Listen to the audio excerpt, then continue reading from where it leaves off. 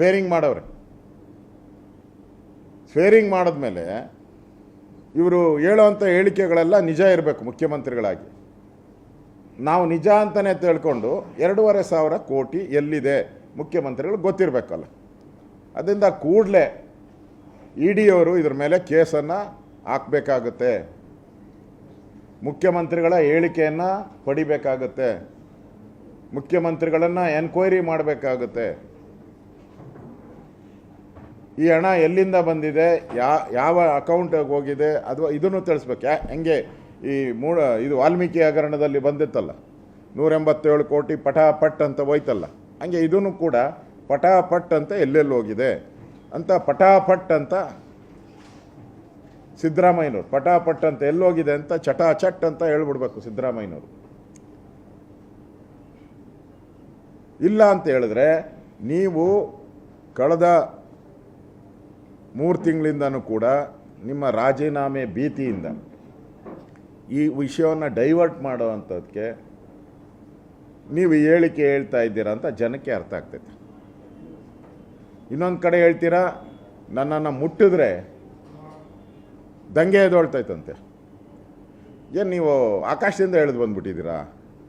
ನೀವೇನ ಶ್ರೀಕೃಷ್ಣ ಪರಮಾತ್ಮನ ಅಥವಾ ಈಶ್ವರನ, ಪರಮೇಶ್ವರನ, ಬ್ರಹ್ಮನ? ಏನು ನೀವು ದಂಗೆ ಹೇಳೋಕ್ಕೆ? ಹಿಂದೆ ಭಾಳ ಜನ ಹಿಂಗೆ ಹೇಳಿದ್ರು. ಜನಾರ್ದನ್ ರೆಡ್ಡಿ ಕೇಸ್ ಆದಾಗ ಹೇಳ್ತು, ಏನು ಎದ್ದು ಬಿಡ್ತಾರೆ, ಇಡೀ ಬಳ್ಳಾರಿ ಎದ್ದು ಬಿಡ್ತೈತೆ ಅಂತ. ಎದ್ದೇಳ್ತಾ ಬಳ್ಳಾರಿ? ಡಿ ಕೆ ಶಿವಕುಮಾರ್ ಅವರ ಕೇಸ್ ಆದಾಗ ಏನು ಇಡೀ ಎದ್ಬಿಡ್ತು ಕನಕಪುರ ಎಲ್ಲ ಅಂತಂದರು. ಎದ್ದೇಳ್ತಾ ಕನಕಪುರ ಎಲ್ಲ? ಆಯಿತು ಹೋಗಲಿ. ನೀವೇನೋ ಅವ್ರಿಗೆ ದಂಗೆ ಹೇಳೋರಿಗೆ ಈ 62 ಕೋಟಿ ನಿಮ್ಮ ಮೂಢ ಹಗರಣದ 14 ಸೈಟ್ 62 ಕೋಟಿ ಫಿಕ್ಸ್ ಮಾಡಿದ್ರಲ್ಲ ನೀವು, ಅದರಲ್ಲಿ ಏನಾನು ಶೇರ್ ಕೊಟ್ಟಿದ್ರೆ ಅವ್ರು ದಂಗೆ ಹೇಳ್ಬೇಕಪ್ಪ. ಅವ್ರಿಗೇನು ಶೇರು ಕೊಟ್ಟಿಲ್ಲ. ನೀವು ದಂಗೆ ಹೇಳು ಅಂದರೆ ಎಲ್ಲಿಂದ ಹೇಳ್ತಾರೆ ಅವರು?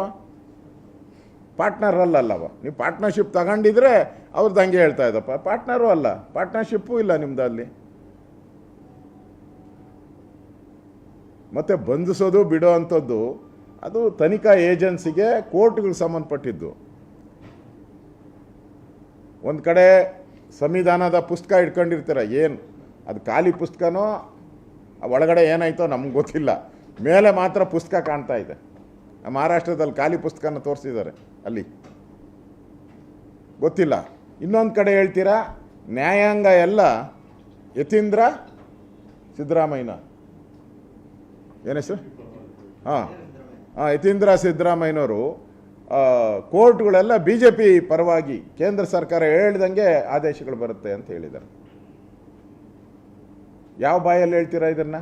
ಒಂದು ಕಡೆ ಸಂವಿಧಾನನ ಅಂದರೆ ಸಂವಿಧಾನಕ್ಕೆ ಅಗೌರವ ಮಾಡ್ದಂಗಲ್ಲ ನೀವು. ಸಂವಿಧಾನದಲ್ಲಿ ನ್ಯಾಯಾಂಗಕ್ಕೆ ತನ್ನದೇ ಆದಂಥ ಗೌರವ ಇದೆ.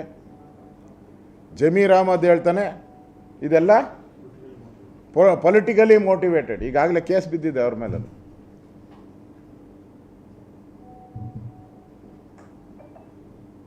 ಮಾಡೋದೆಲ್ಲ ಅನಾಚಾರ, ಮನೆ ಮುಂದೆ ಬೃಂದಾವನ ಇವ್ರದೆಲ್ಲ. ಸಂವಿಧಾನದ ಮೇಲೆ ಇವ್ರ ಗೌರವ ಇದ್ದರೆ ನ್ಯಾಯಾಂಗದ ಬಗ್ಗೆ ಮಾತಾಡಬಾರ್ದು.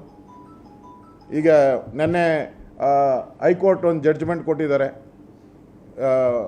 ಇದು ವಾಲ್ಮೀಕಿ ಹಗರಣದ ಬಗ್ಗೆ CBI ತನಿಖೆ ಬೇಡ ಮಾಡಿ ಅಂತ.